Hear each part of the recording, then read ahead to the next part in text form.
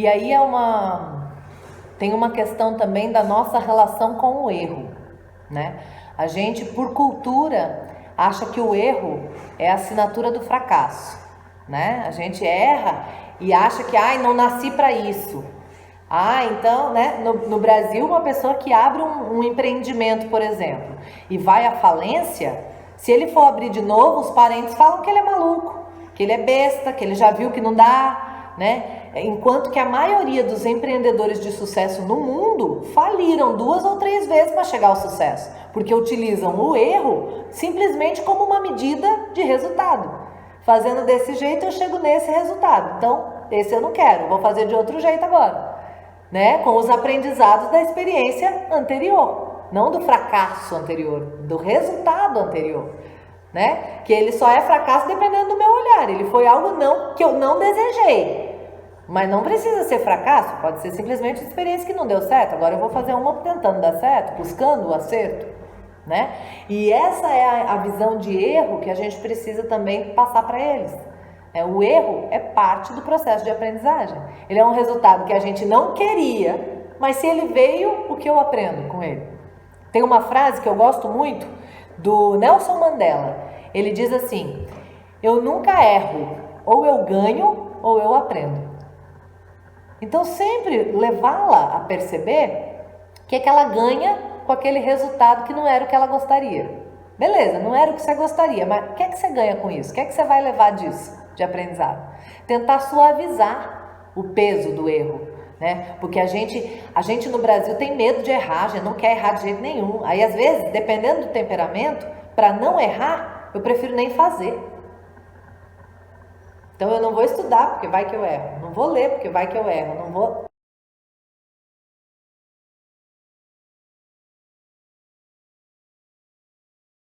Na verdade, não tem jeito da gente ser uma mãe melhor sem a gente se tornar um ser humano melhor, sem a gente trabalhar o autoconhecimento e o autodesenvolvimento.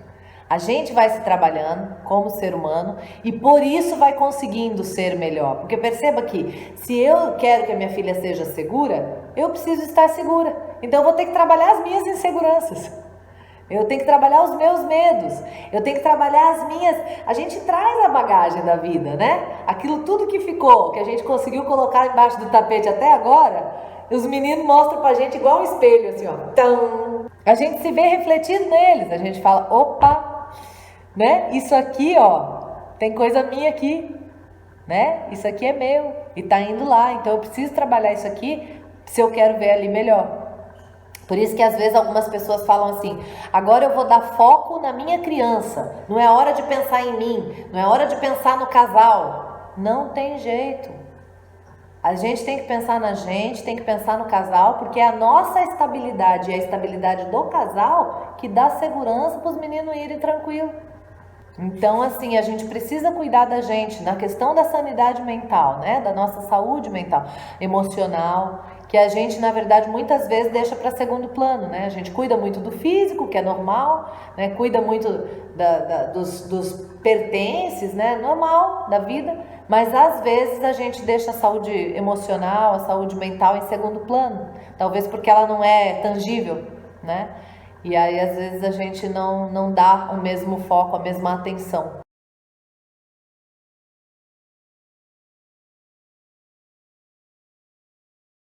As crianças formam muitas ideias a partir do que escutam da gente.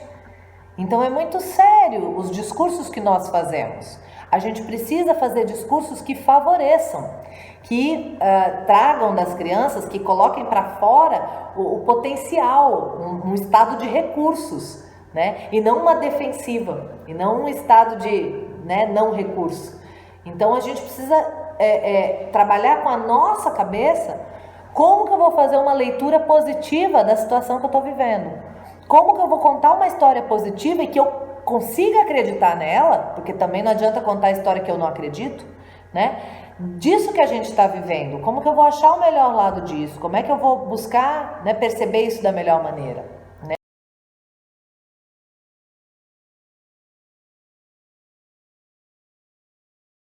Você tem uma crença de que amar inclui essa super proteção, né? Então, assim, Isso. Então, assim, amar demais, olha o que aconteceu, você disse, né? E porque isso não é amar. Isso. Esse é o ponto.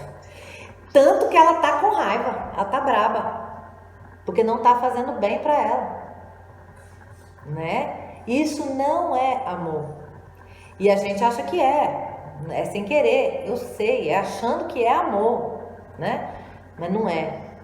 É a gente, aquilo que eu falei, a gente tem que se tornar pais desnecessários, que não obstaculizam o desenvolvimento da criança.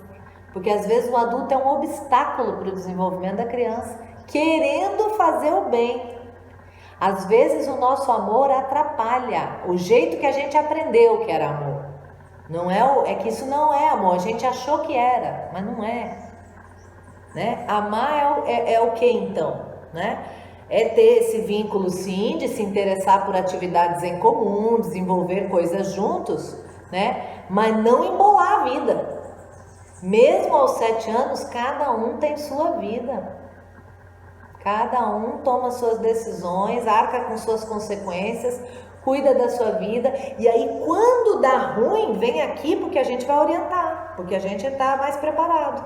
E aí a gente orienta, a gente educa, mas eu procuro não me meter nem nas conversas do meu menino com outras pessoas. Às vezes eu tô vendo, tô ouvindo, tô pensando. Daí a hora que eu tenho uma oportunidade, eu converso depois. Eu tento não me meter lá, porque aí eu invado um espaço que é dele, uma decisão que é dele, uma opinião que é dele, uma autonomia que é dele. E a gente, na verdade, é um exercício enorme fazer isso, porque é diferente do que fizeram com a gente. Então, a gente fazer diferente do que fizeram com a gente é realmente um desafio enorme. Por isso que eu falo que precisa estudar para ser pai e mãe.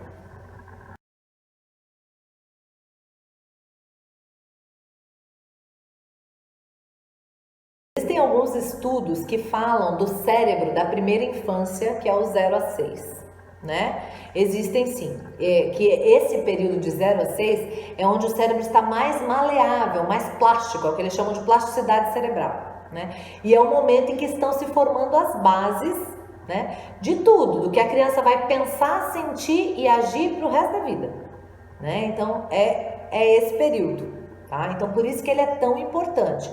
Agora, se eu percebo hoje, minha filha tem 7, eu acabei de descobrir isso, e agora? Agora nós vamos trabalhar em cima do que está aí, né? Algumas estruturas já estão formadas, mas também está recém-formada. É a mesma coisa que você pensar num prédio, que você fez a fundação e agora vai subir, né? Os andares. 0 a 6 é a fundação. Se você fizer uma boa fundação, você consegue colocar 30 andares. Se você fez uma fundação marromeno, não aguenta 30. Né?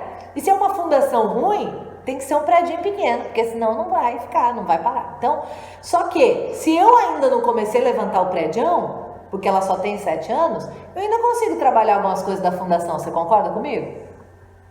Eu ainda consigo, né? É possível fazer ainda algumas coisas, mexer algumas coisas, trabalhar algumas coisas, porque está muito recente, está tudo muito fresco, né? Existem algumas dinâmicas já cristalizadas na relação, tanto que com um é de um jeito, com o outro é de outro jeito, porque são as dinâmicas, que aí é pessoal, cada pessoa desenvolve com a outra, né?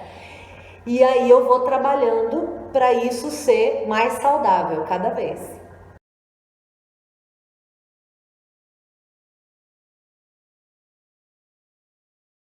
Algumas coisas você vai mudar na visão, no seu entendimento. Então, mesmo que lá eu esteja falando com os meninos de 0 a 6, né? Você vai mudar seu entendimento, sua visão, e vai funcionar para ela também. E outras coisas você vai acabar adaptando. Talvez tenham algumas atividades que eu sugiro lá que já não vão mais ser para a idade dela. Ok, mas isso aí você faz o filtro, né? Deixa o que não for aplicável e eventualmente faz alguma adaptação. Talvez alguma coisa você fale, se eu fizer dessa forma vai dar para 7 anos, né? E você consegue fazer uma adaptação. Mas sem dúvida, o conteúdo base que tem lá, ele serve. Eu tenho relatos até de pessoas com filhos adolescentes que tiveram muita melhora a partir do conteúdo que está lá. Porque ele trata de relações humanas, né? De pai e filho, de mãe e filha.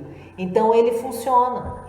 Mesmo que você alguma coisa que está lá específica vai deixar para o bebê, né? Ok, não é mais o caso. Mas muda a visão e a relação com a criança maior também, sem dúvida. E além desse, tem mais dois que eu acho que podem ser bastante úteis na mesma plataforma, que é o Educando com Disciplina Positiva, que ele dá recursos da disciplina positiva para o manejo das emoções, né, das crises. Então, em algum momento, para não entrar nos jogos, né, igual vocês comentaram alguma coisa assim, né, de entrar na provocação e tal, conseguir manejar isso melhor. E um outro que também é comigo, esse Educando com Disciplina Positiva, é com a Elisama Santos, que é muito legal.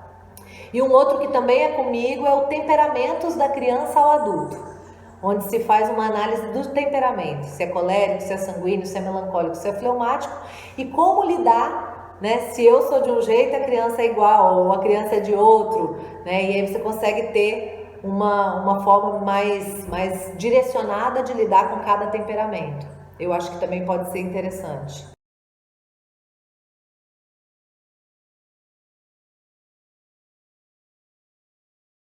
É um pedido desesperado de mudar a dinâmica. Eu preciso de outro jeito de funcionar, de outra dinâmica, não tá legal assim, não tô bem dessa forma, né? É um pedido do jeito dela, né? A comunicação não violenta fala que a gente só se comunica para fazer pedidos e expressar necessidades, né?